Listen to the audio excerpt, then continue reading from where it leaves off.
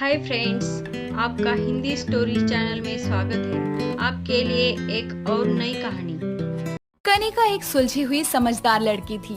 अपने घर की बड़ी बेटी होने के नाते उसने अपने हर फर्ज को बखूबी निभाया था, लेकिन फिर भी उसको हर जगह अपमान और बेइज्जती के सिवा कुछ नहीं मिलता, क्योंकि उसका रंग सांवला था, जिसके कारण लोग उसके गुणों की तारीफ तो करते, लेकिन उसके सांवले रंग के कारण हर बार उसको नकार भी दिया करते, जिसके कारण उसकी माँ संध्या भी उससे कुछ उखड़ी उखड़ी रहती। एक शाम को कनिका अपनी माँ से बोलती है, माँ, मंदिर में घी खत्म हो गया है, जरा मंगवा दो, मुझे पूजा करनी है।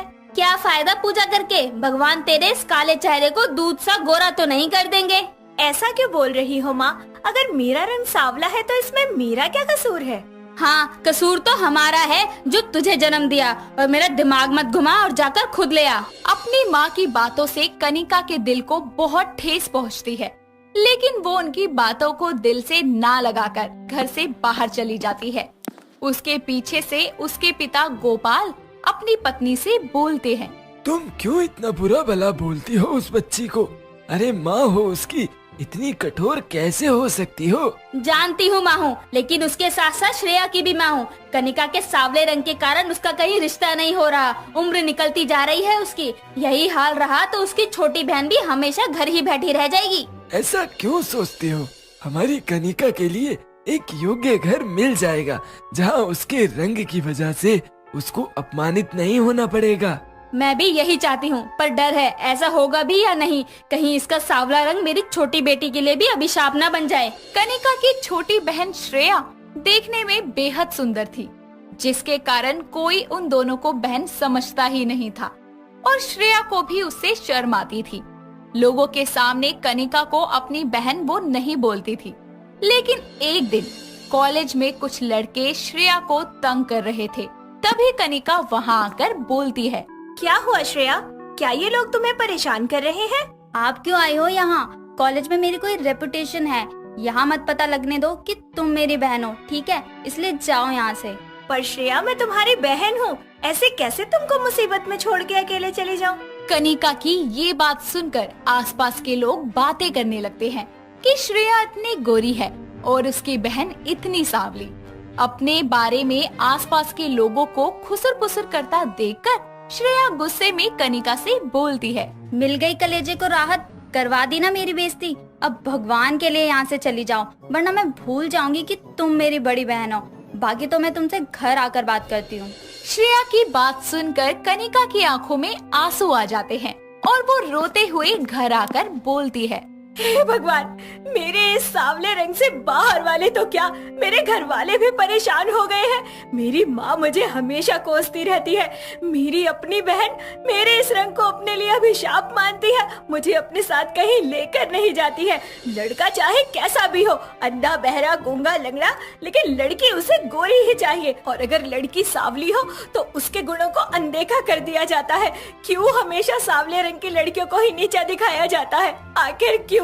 कनिका की ये सारी बातें दरवाजे पर खड़े उसके पिता सुन लेते हैं, जो अपनी बेटी के पास आकर उससे बोलते हैं, कनिका बेटी, ऐसे भगवान को दोष नहीं देते, वो जो भी करते हैं अच्छे के लिए करते हैं। कुछ अच्छे के लिए नहीं किया पापा, आप ही बताओ ना क्या अच्छा हो रहा है? तुझे अभी इसका पता नहीं चलेगा, वक्त आने पर सब सामने होगा, क्योंकि भगवान की इस बनाई दुनिया में हर रंग का समान महत्व है।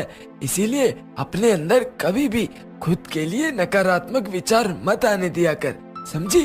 ठीक है पापा, मैं ऐसा ना सोचूं तो भी ठीक है, लेकिन पास के लोग तो मुझे ये सब सोचने पर मजबूर कर ही देते हैं। कनिका को अपने पापा से थोड़ी हिम्मत मिलती है, लेकिन तभी गुस्से में तिलमिलाती हुई श्रेया कॉलेज से आकर चिल्लाते हुए बोलती है, माँ कहाँ हो? जल्दी आओ, मुझे आपसे कुछ जरूरी बात करनी है।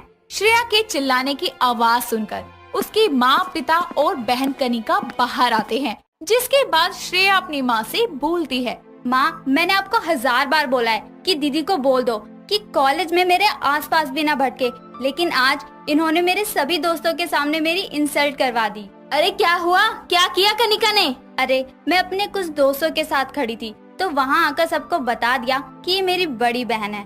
पता है सबने मेरा कितना मजाक उड़ाया। कहते हैं कि तेरी बहन के ऊपर कोई काला साया है या काले साये में तेरी बहन रह रही है। बताओ कितनी बेइज्जती महसूस हुई मुझे। तो इसमें कनिका का क्या दोष?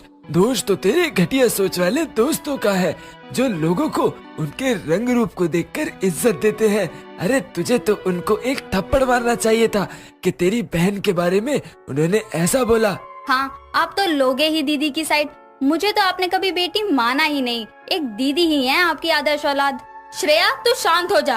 और कनिका, तुझे कितनी बार बोला है कि श्रेया से कॉलेज में दूर रह। अरे तेरी वजह से उसकी पहले ही शादी नहीं हो रही, कहीं कॉलेज में भी उसका कोई दोस्त नहीं बना तो बेचारी अकेली पागल सी हो जाएगी। वाह, तुम भी अपनी इस बिगड़ैल बेटी की बजाय इस बिचारी पर ही अपना जोर चलाओ, क्योंकि ये तुमको पलट के जवाब नहीं देती ना, इसलिए इसकी शराफत का तुम दोनों माँ बेटी फायदा उठाती हो। कनिका मेरी भी बेटी है और कोई सौतेली नहीं, सगी है। लेकिन मैं एक की वजह से दूसरी की जिंदगी बर्बाद नहीं होने दे सकती। इसलिए कनिका तू अब से कॉलेज नहीं जाएगी। पर माँ अगले हफ्ते मेरे एग्जाम है।